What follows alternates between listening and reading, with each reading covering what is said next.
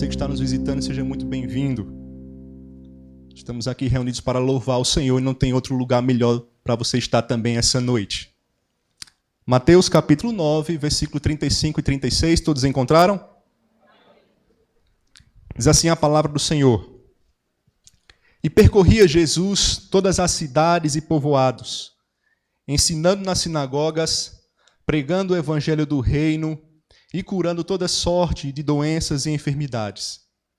Vendo ele as multidões, compadeceu-se delas, porque estavam aflitas e exaustas, como ovelhas que não têm pastor. Vamos orar? Vamos falar com o Senhor mais uma vez. Senhor, queremos nesse momento pedir a Tua bênção para que possamos compreender a Tua palavra. Nós saímos dos nossos lares para oferecer um culto ao Senhor. Nós já oramos, nós já cantamos, nós já lemos porções da Tua palavra e agora chega o momento de sermos edificados através da pregação. Que o Senhor esteja, Deus, abençoando esse momento para que Ele cumpra de fato o Teu propósito. Além da chamada externa, que internamente o Espírito Santo fale a cada um de nós. Que saiamos daqui edificados, cientes de fato do que temos que fazer, daquilo que o Senhor nos ordena como nosso Senhor e Mestre. É assim que nós te oramos, em nome do Senhor Jesus. Amém. Meus amados irmãos, as páginas das Escrituras estão repletas de registro de servos de Deus. Homens e mulheres que no Senhor realizaram, empreenderam grandes obras. Nós poderíamos citar, por exemplo, Moisés, nós poderíamos citar José, poderíamos citar Esther, poderíamos citar tantas pessoas, os profetas, no Novo Testamento, os apóstolos, o apóstolo Paulo, tantas pessoas que, de fato, deixaram seu nome marcado na história, porque serviram ao Senhor. Apesar de não ser um livro biográfico, a Bíblia apresenta muitas biografias. E a biografia muitas vezes é apresentada tendo em vista ou como um fio condutor o serviço desses personagens. Porém, além desses personagens bíblicos, nós vamos encontrar ao longo da história do Senhor também homens e mulheres que empreenderam esforços, realizando grandes coisas para o Senhor. Poderíamos citar o nosso pioneiro do presbiterianismo aqui no Brasil, Simonton. Poderíamos citar o João Calvino, o reformador Martinho Lutero. Poderíamos citar Billy Graham, mais recente. Outros pastores que por aqui passaram. Homens e mulheres também, que estão marcando também na história o seu nome, dado o serviço que estão prestando ao Senhor, glorificando a Deus através do serviço e do ministério desempenhado.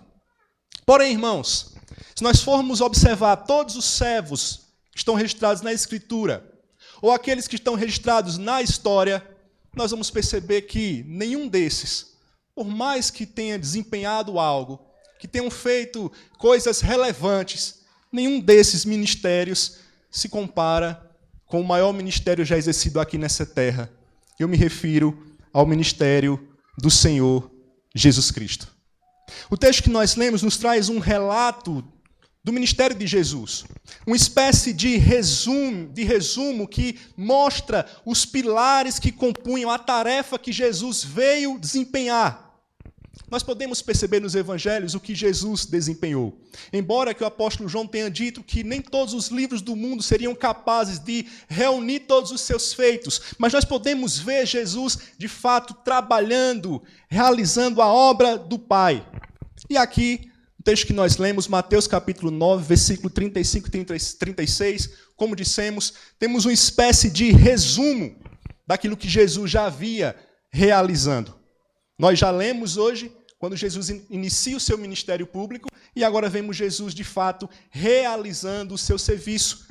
E esse serviço tem marcas, ou teve marcas, pilares, que, de fato, precisamos meditar para que, como seus seguidores, possamos também copiar em nossa vida. Portanto, percebendo essa espécie de resumo do ministério do Senhor Jesus, sabendo que nós fomos chamados para seguir os seus passos, sabendo que nós somos chamados para imitá-lo, para seguir o nosso Mestre.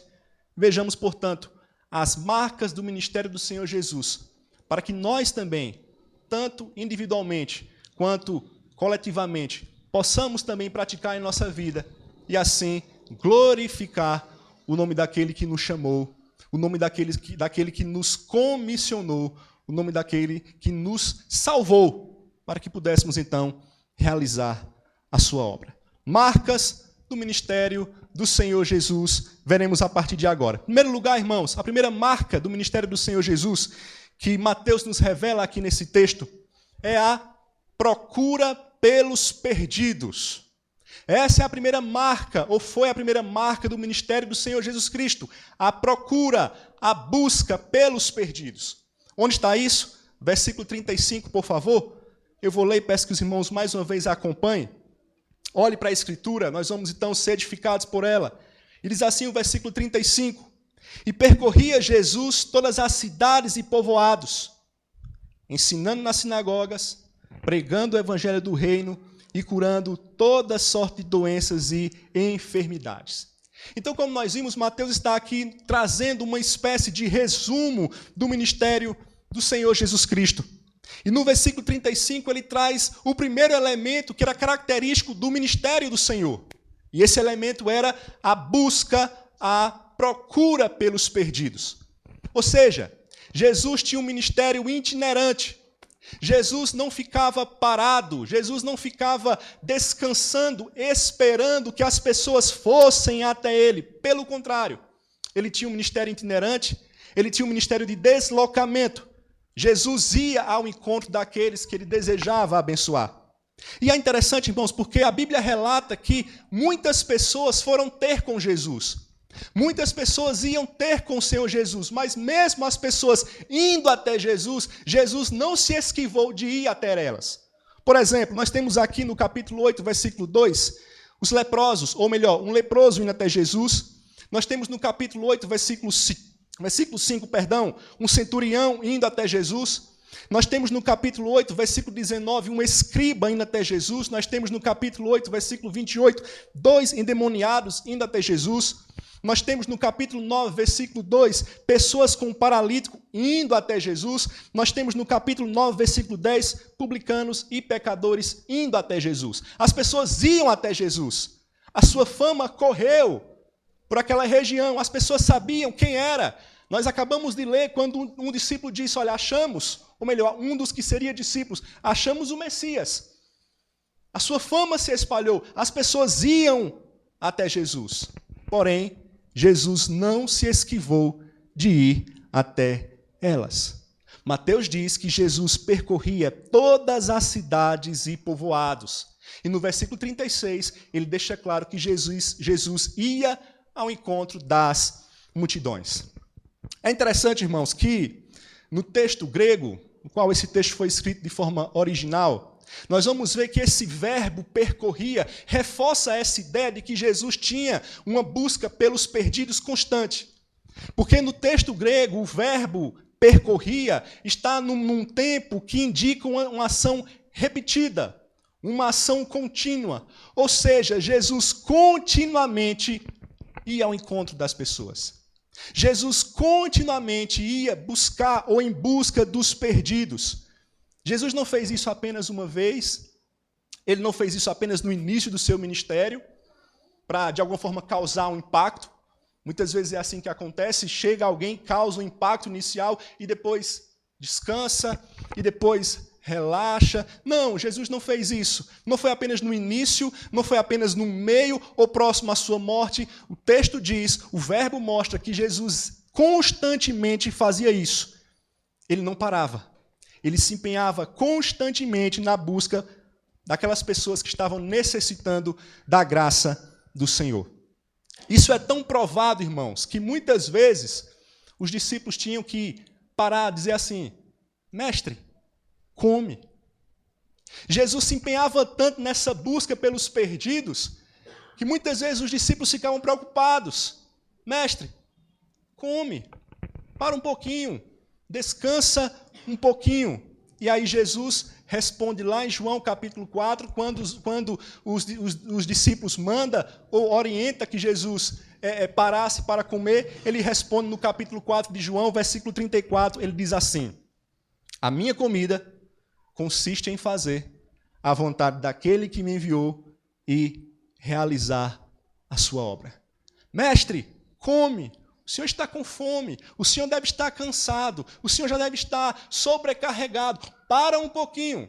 Jesus responde: a minha comida consiste em fazer a vontade daquele que me enviou e realizar a sua obra. Pastor, então Jesus não comia? Claro que ele comia. 100% homem, comia sim, se alimentava. E nós vemos vários relatos de Jesus se alimentando. Mas o que ele quer dizer aqui é que o seu ministério tinha um senso de urgência e tinha um foco e um alvo estabelecido. E diante desse alvo, diante deste foco, nada poderia chamar a sua atenção. Jesus, de fato, buscava constantemente os perdidos.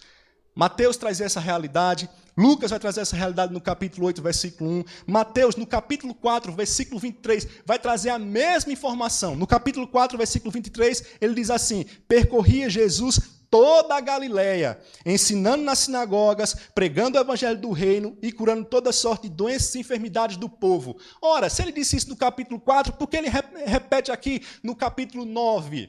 Ele estava sem assunto? Não. Ele repete para mostrar que, de fato, essa era uma marca indelével do ministério do Senhor Jesus. E aí, nessa busca pelos perdidos, Jesus visitava cidades, Jesus visitava povoados, Jesus pregava ao ar livre, mas Jesus também, segundo o texto, pregava na sinagoga. Ou seja, Jesus ia ao encontro das pessoas que estavam, de fato, precisando dele. E aí, irmãos, nós temos algumas aplicações para trazer para as nossas vidas. Primeiro, individual. Se você se acha perdido, saiba que Jesus veio para te encontrar. Se você está aqui nessa noite e diz assim: eu estou perdido, eu não sei qual o sentido da minha vida. Nós vimos na última quinta-feira o nosso estudo falando sobre o sentido da vida, que tudo o que existe, existe com um propósito definido, mas aí alguém pode dizer assim: eu não sei qual é o propósito da minha vida, eu estou perdido. Sabe, aqui em Jesus você tem as respostas. Mas também tem aplicação para nós como igreja. Precisamos, como igreja, buscar aquele que está perdido. Hoje pela manhã, na Assembleia, na meditação que nós fizemos, Eclesiastes capítulo 11, versículo 1, nós falamos que nós não podemos deixar que o entendimento da soberania de Deus anule a nossa responsabilidade. E muitas vezes nós entendemos a soberania de forma equivocada. E dizemos assim: o Senhor tem os seus eleitos. Ele vai trazer aqueles que de fato são eleitos. Se não estão aqui conosco, é porque não são eleitos. Se não estão aqui conosco, é porque não fazem parte do rebanho do Senhor. Não. A nossa função é entender que Deus tem os seus eleitos, mas nós devemos buscá-los.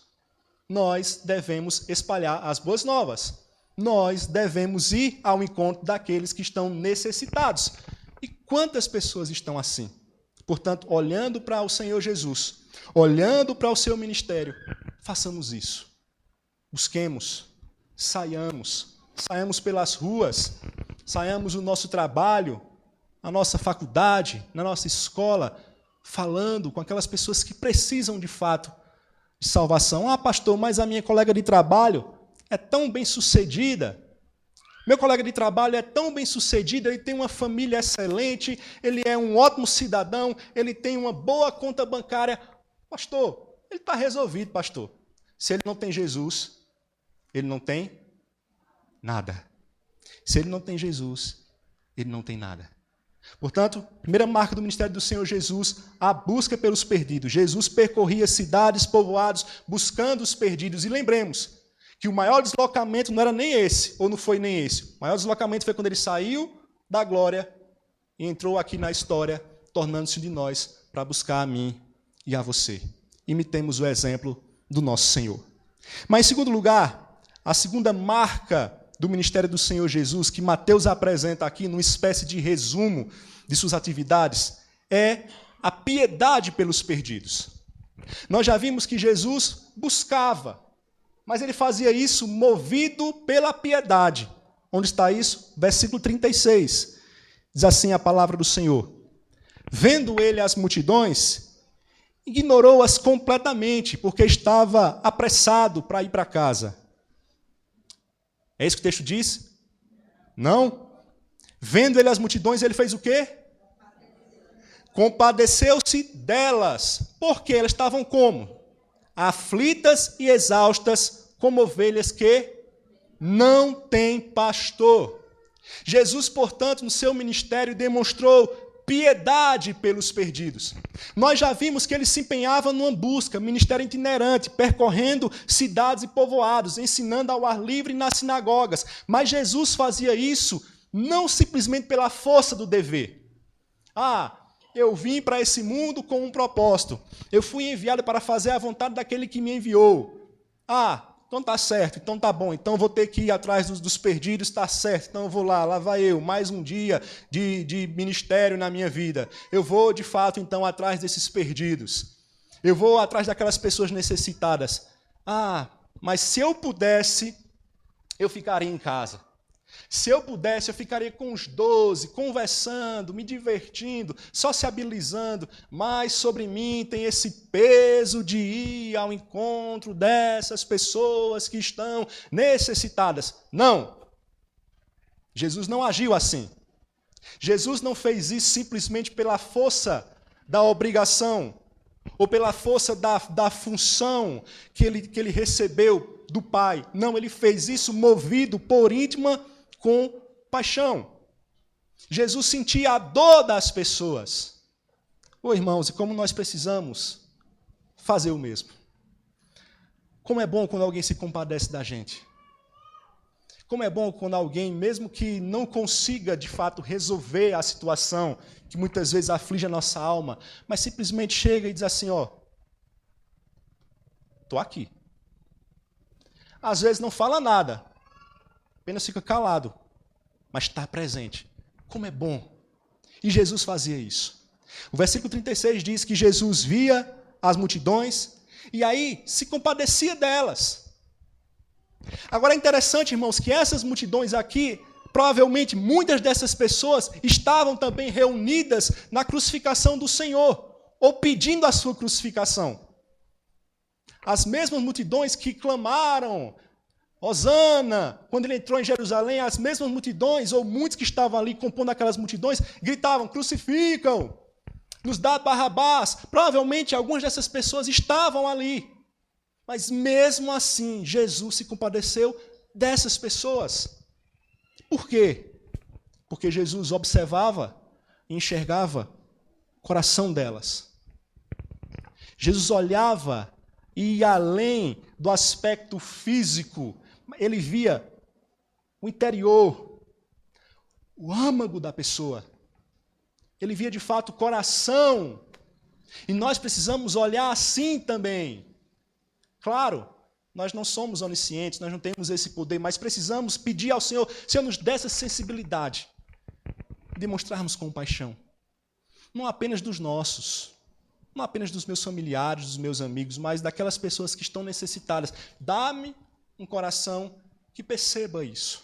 Dá-me um coração igual ao teu, como diz uma certa canção aí do nosso cancioneiro evangélico. Jesus, então, vendo essas multidões, se compadeceu delas, porque Jesus traz um diagnóstico. Elas estavam aflitas e exaustas. E é interessante, irmãos, que talvez essas multidões nem soubessem que estavam aflitas e exaustas. Talvez você nem saiba que você pode estar assim, aflito e exausto. Talvez você pense que o que tem é talvez uma baixa autoestima. Muito obrigado. Talvez você possa pensar, não, é porque eu estou com vitaminas a menos no meu corpo, hormônios, não sei, eu não sou médico. Se tiver algum médico aqui, me perdoe se eu falei alguma bobagem. Talvez você possa pensar isso e dizer, o que é que está acontecendo comigo? Que eu ando tão triste, eu ando tão sem graça. O que é? Vou ter que tomar um remédio, vou ter que tomar um polivitamínico. Nada contra os remédios, nada contra os polivitamínicos, mas você pode estar assim, exausto, aflito, carregando um peso sobre você. E Jesus é aquele que pode te socorrer. E Jesus é aquele que pode trocar com você o fardo, como ele mesmo faz a proposta. Toma o meu fardo, que é leve, e lance sobre mim o fardo de vocês. Essas multidões estavam assim. Estavam assim, aflitas e exaustas. E por que estavam assim? Provavelmente por conta do peso da religiosidade. Os fariseus em cima daquelas pessoas. E aí essas pessoas tentando de alguma forma, através do seu próprio esforço, buscar agradar a Deus. Através da sua própria atividade, buscar salvar a si mesmo. Eu quero dizer a você que está assim. Não, Jesus é o caminho.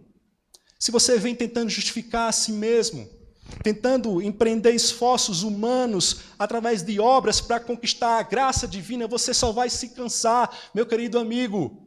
Mas Jesus é aquele de quem você precisa. Mas essas multidões também podiam estar assim aflitas e exaustas, lutando contra o pecado. E aí talvez você também possa estar lutando contra o pecado, tentações. Saiba que em Jesus você tem o descanso. Saiba que em Jesus você tem o alívio que a sua alma cansada tanto precisa.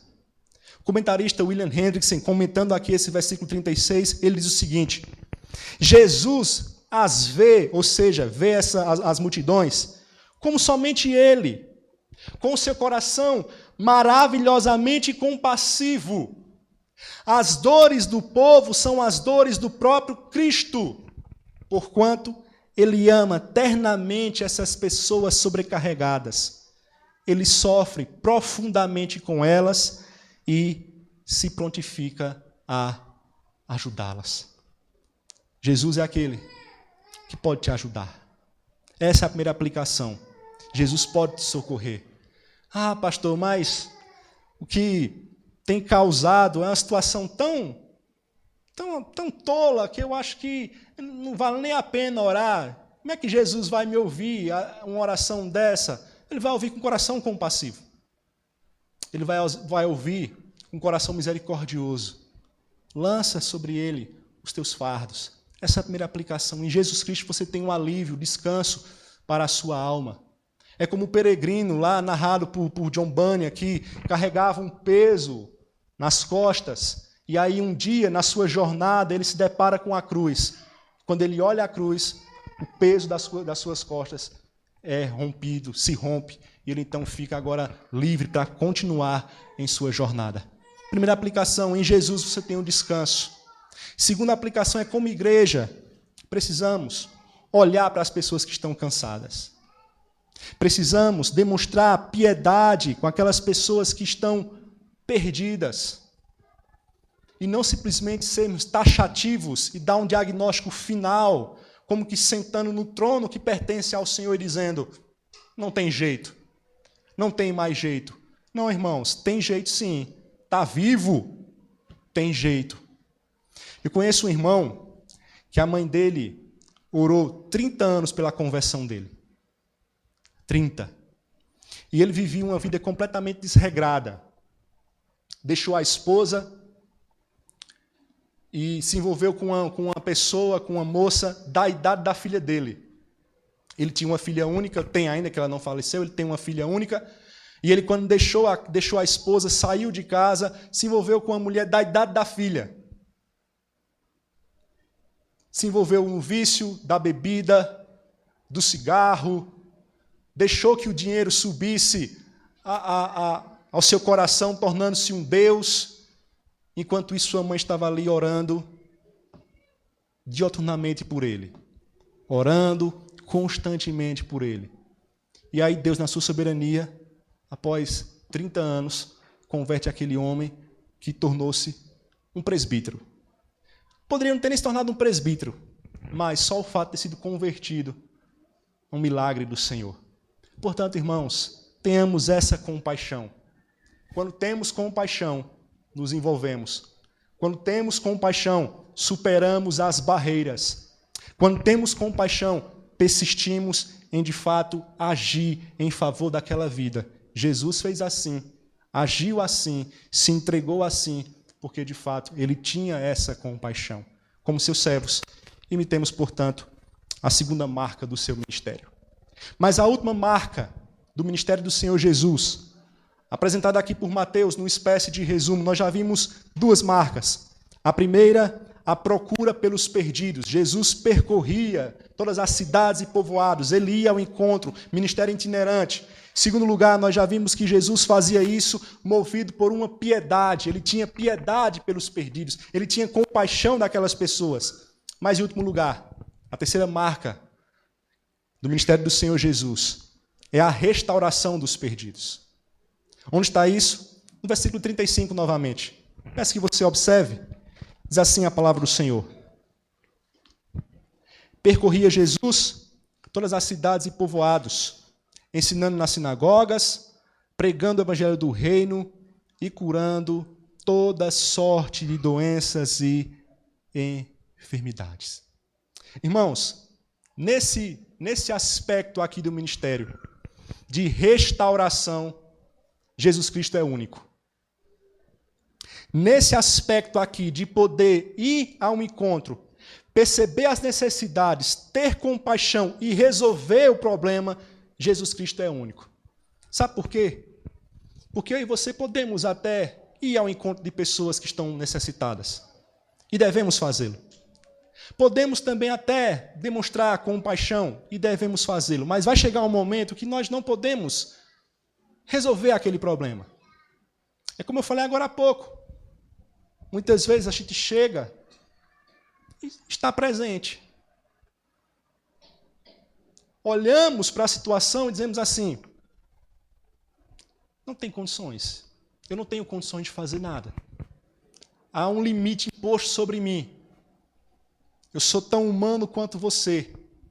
Eu estou suscetível às mesmas causas que você está suscetível também. E eu não posso ir além disso. Gostaria muito de poder resolver o seu problema. Gostaria muito de poder restaurar a sua situação. Mas eu não posso. Existe uma barreira imposta que limita as minhas ações. Por maior que seja a minha boa intenção, eu não posso fazer. E aí, irmãos, nesse ponto, Jesus Cristo é único. Porque ele não apenas identifica o problema, ele não apenas percebe as multidões aflitas e exaustas, como ele tem poder para restaurar aquela situação. Como ele tem poder para mudar aquele cenário. E por que ele tem esse poder? Porque ele é Deus. Aquele que se encarnou. A segunda pessoa da Trindade, o Verbo encarnado, o eterno Filho de Deus se encarnou, tornou-se um de nós. Mas ele é Deus, ele pode de fato resolver. E aí ele faz isso, pregando o evangelho do reino e curando toda sorte de doenças e enfermidades. É interessante, irmãos, que Jesus, ele vê o homem na esfera total. Muitas vezes nós olhamos para a pessoa e achamos que o problema é apenas físico e esquecemos do espiritual. E muitas vezes olhamos para uma pessoa e dizemos assim, é problema espiritual, e esquecemos o problema físico. Por isso que eu fico satisfeito e fiquei satisfeito quando hoje na nossa assembleia houve vários relatórios dos departamentos e nos relatórios nós tínhamos uma visão holística do homem, uma visão geral do homem. Nós percebíamos Bíblias sendo distribuídas, literatura sendo entregues, evangelho sendo entregue ou pregado em várias ocasiões, mas também ouvimos relatórios de cesta básica sendo entregue. Jesus Cristo enxerga o homem assim, devemos também enxergar dessa forma. Ele prega o evangelho, o que de fato regenera o homem, mas ele também cura todas as enfermidades e doenças, restaurando o homem por completo, a alma e o corpo. Com tudo isso, Jesus tinha algumas intenções. Confirmar a sua mensagem. O reino chegou. Eu sou o Messias. Revelar que ele era o Messias profetizado. Revelar que o reino anunciado agora havia chegado. Ele não fazia simplesmente por fazer. Ele não fazia simplesmente para mostrar que ele era o cara. Ele fazia com um propósito específico. Jesus restaurava as pessoas. E aí nós temos no Evangelho tantas pessoas sendo restauradas por Jesus.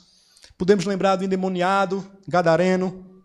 Podemos lembrar da mulher adúltera. Podemos lembrar de Nicodemos. Podemos lembrar do pequeno Zaqueu, que as crianças cantam tanto. Podemos lembrar dos apóstolos, por que não? Podemos lembrar da mulher samaritana. Tudo isso porque Jesus restaura os perdidos. E eu quero dizer a você o seguinte: ainda hoje, essa marca, ainda hoje pode ser vivenciada. Jesus pode restaurar o seu cônjuge. Jesus pode restaurar o seu filho. Jesus pode restaurar você que está aqui e, como eu falei no início, está perdido. Jesus pode, de fato, restaurar. E aí nós, como igreja, façamos isso. Anunciemos que em Jesus há restauração plena. Que em Jesus há, de fato, mudança de vida. Muitas vezes nós esperamos tanto por pessoas, líderes, políticos. Lógico, cada um tem sua responsabilidade, mas a restauração plena, a mudança plena de vida, somente Jesus Cristo. Porque Ele é Deus e Ele pode, de fato, resolver aquele problema que ninguém pode.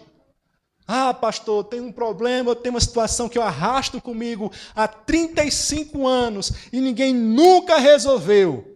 Jesus pode resolver. Ah, pastor, mas eu tenho um parente que ele está totalmente distante e já faz muito tempo, não há mais esperança, já levei lá vários pastores, já levei várias pessoas para visitar, já fiz de tudo. Jesus pode resolver. Não desista, persista, creia. E como igreja, faça isso, seja um instrumento do Senhor Jesus para que pessoas sejam restauradas. Se eu fosse aqui fazer uma pergunta e perguntar assim: quantos foram restaurados por Jesus Cristo através do ministério dessa igreja, ou de uma igreja genuinamente evangélica? Certamente todos aqui iriam levantar a mão. Portanto, irmãos, não esqueçamos que essa também é a nossa missão. Temos limites, mas apresentamos aquele que pode fazer muito mais do que nós pedimos ou pensamos. Vamos, de fato, mostrar Jesus Cristo, aquele que restaura vidas. Concluindo, irmãos, nós iniciamos falando que a Bíblia traz muitos personagens, pessoas que serviram ao Senhor, que deixaram seus nomes marcados na história. Citamos alguns. E além dos personagens bíblicos, ao longo da história da igreja, muitas pessoas foram usadas por Deus. Porém, nenhum desses ministérios, por mais abençoado que tenha sido, se compara com o ministério do Senhor Jesus Cristo. Pelas marcas que ele demonstrava e pela forma que ele podia fazer, porque de fato ele é Deus. Ah, pastor, então, diante disso, vou cruzar meus braços, porque só Jesus podia fazer isso. Então agora só nos resta olhar para o passado e contemplar como algo longínquo. Não. O Senhor conta conosco. Versículo 37, versículo 38, por favor, observe o texto. Jesus diz aos discípulos o seguinte: a seara, na verdade, é grande, mas os trabalhadores são poucos. Rogai, pois, ao Senhor da seara que mande trabalhadores para a sua seara. Jesus realizou o seu ministério, Jesus cumpriu o seu ministério. Jesus agora diz assim: olha, é com vocês. Eu chamei vocês, eu dei autoridade a vocês, vocês fazem parte do meu povo, eu sou o cabeça da igreja. Olha a seara como é grande. Vão, orem para que mais pessoas também se envolvam e que essa igreja tenha esse desejo de honrar o seu mestre através de um ministério que, tal qual do Senhor, busque os perdidos. Demonstre piedade pelos perdidos. E, por fim, apresente Jesus Cristo, aquele que restaura de fato os perdidos. Essa é a sua missão. Essa é a sua função. Essa é a nossa missão como igreja. E que o Senhor nos ajude a cumprir cabalmente o seu chamado. Vamos orar? Vamos falar com Deus? Se nós agradecemos pela tua palavra, que nos mostra de forma clara, objetiva, aquilo que o Senhor Jesus realizou. E muito obrigado, Senhor, porque nós que estamos aqui nessa noite, fomos também tocados por esse ministério. Porque se fomos salvos, se fazemos parte do teu povo, é porque de fato o Senhor Jesus Cristo veio a esse mundo buscar e salvar o que se havia perdido. Obrigado porque ele deixou a glória e entrou aqui no tempo, sofreu, tornou-se um de nós, para que assim pudesse nos conduzir a Deus. Obrigado por essa obra em nossas vidas.